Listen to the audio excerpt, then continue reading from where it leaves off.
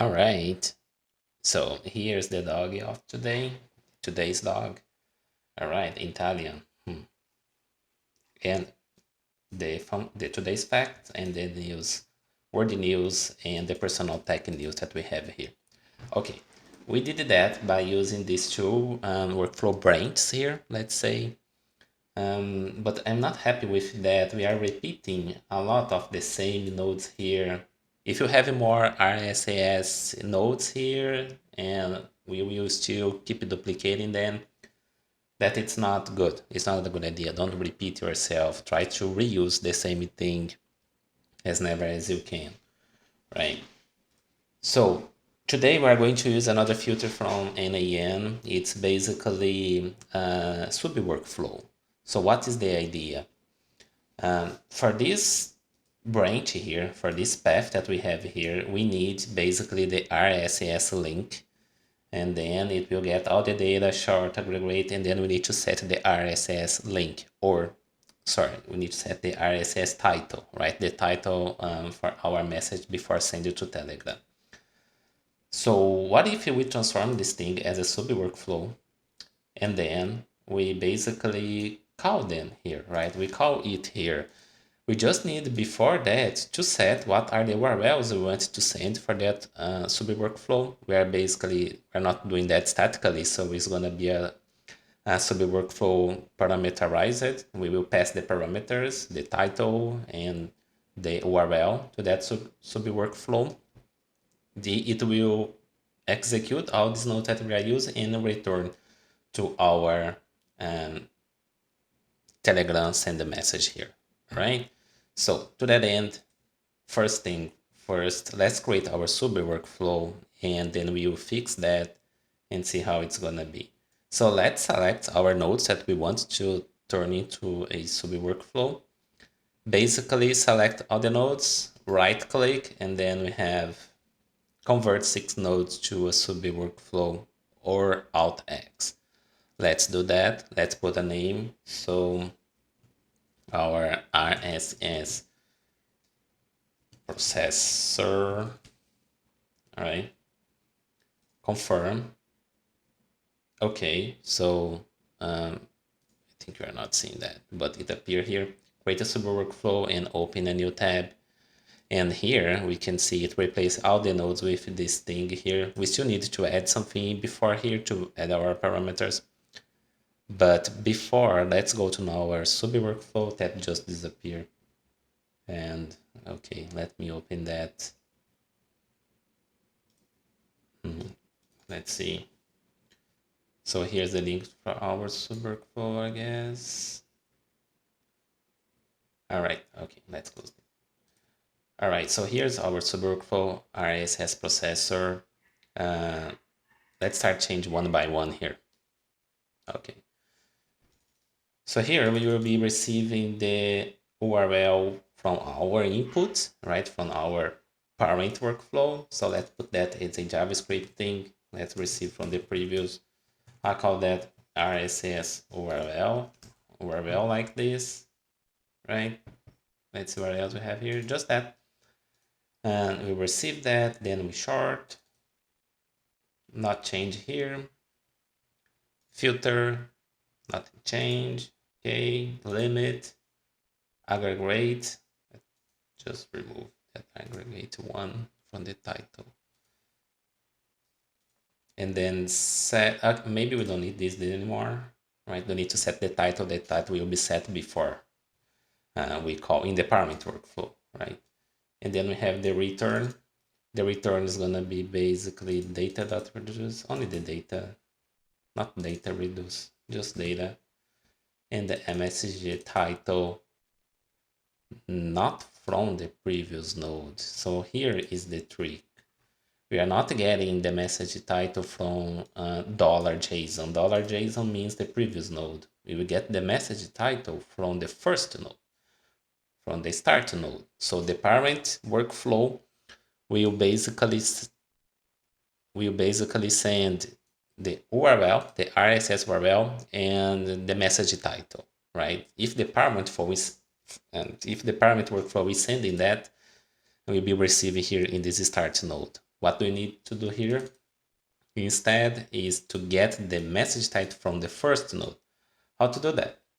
You just type dollar, and here you have our nodes, right? In these earlier nodes, here section, we have all the nodes that we have in this workflow, and we just select start and the field that we want with this message title. All right.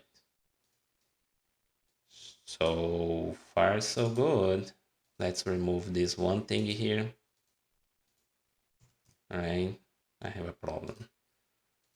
Let's put, yeah, let's make the names better.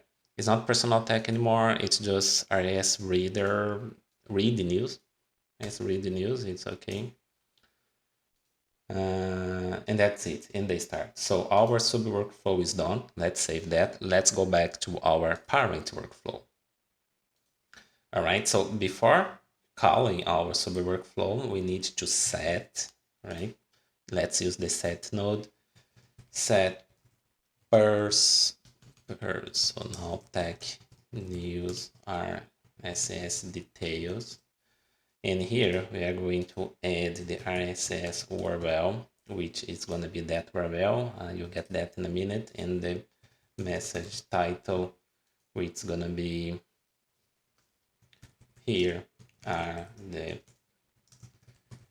personal tech news.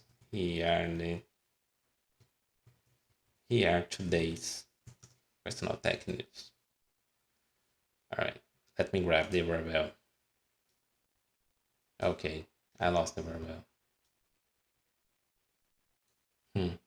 Let me find from the executions. Let's go to the today's execution morning. Yeah. Personal tag here. You can always rely on these executions here.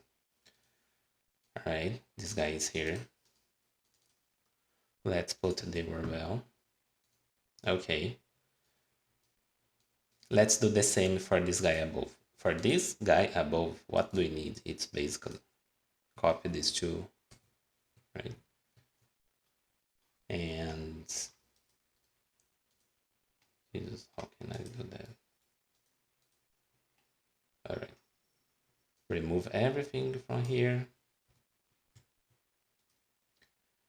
Delete this and let's put this guy.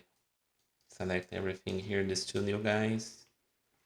Let's put these and these. All right. Give it good names. Set word news. Set word news details. Let me grab that. Of course, I delete that as well. Let's get from our executions.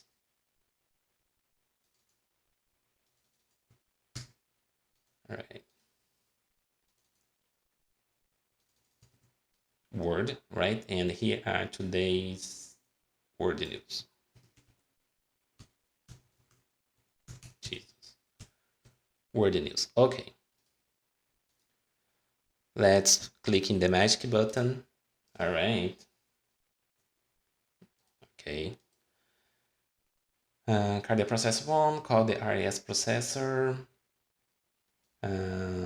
Let's test that, but let's disable this guy. I don't want to send anything here right now. Let's disable, press only D, and it's disabled. And let's disconnect this. I don't want to run this branch here, right? Only these two guys. Let's see how it's gonna be. All right, I think there is a thing here, but yeah. Let's see what was the input here. This was the input, and what was the output? This was the output. Somehow the message title is null here. There is something wrong. And here, and for this guy here, one branch, second branch. Yeah, something is wrong, right? So let's go back here and let's see this execution. We have two executions, right? Because we call it twice. Let's see what happened. In the filter, makes sense. It didn't find anything from today. That's weird. And this is from our personal tech news. Maybe we need to find another thing. Or just for the sake of our video, let's filter 2 days before, right?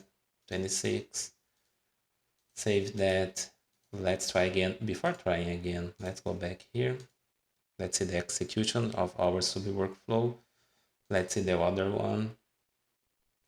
Okay, I want to see why we didn't get the message type from the start node. Right, so I think I missed the JSON, because when we are getting the data from a previous node, we need to use the JSON anyways, right? So it's the start node.json, I guess.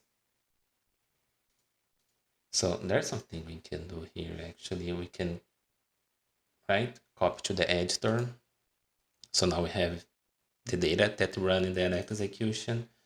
And here we can see, we can select here our first node and see what we are doing wrong, or we can just delete this guy and drag and drop it just to make sure that we are doing the thing correctly. Item, okay, I missed the item.